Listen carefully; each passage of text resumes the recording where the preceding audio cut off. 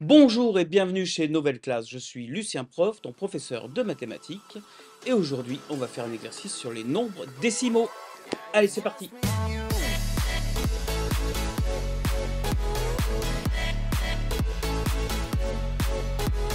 Alors, voici l'énoncé.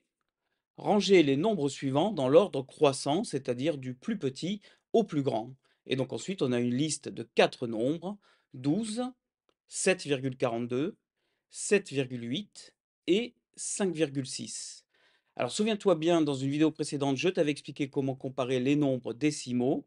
Et à partir de là, je te laisse quelques minutes pour trouver la réponse.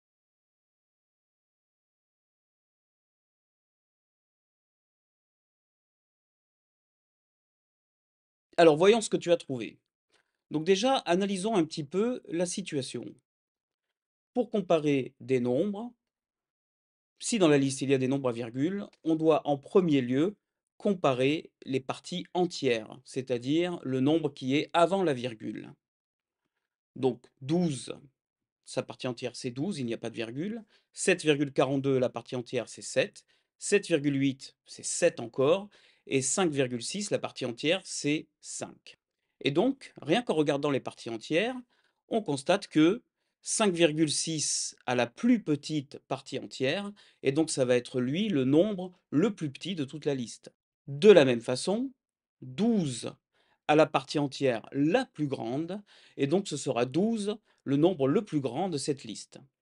Il nous reste alors à comparer 7,42 et 7,8 pour comprendre comment ils vont s'insérer au milieu.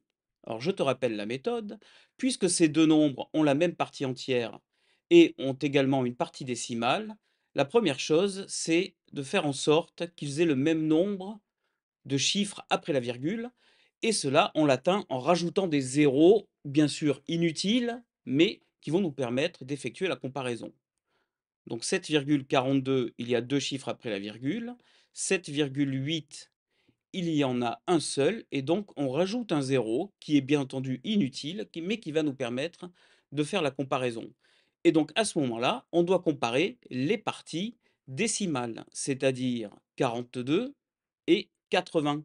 Alors on sait que 42, c'est un nombre plus petit que 80, donc entre ces deux nombres-là, 7,42 et 7,80, c'est bien 7,42 qui va être plus petit que 7,80.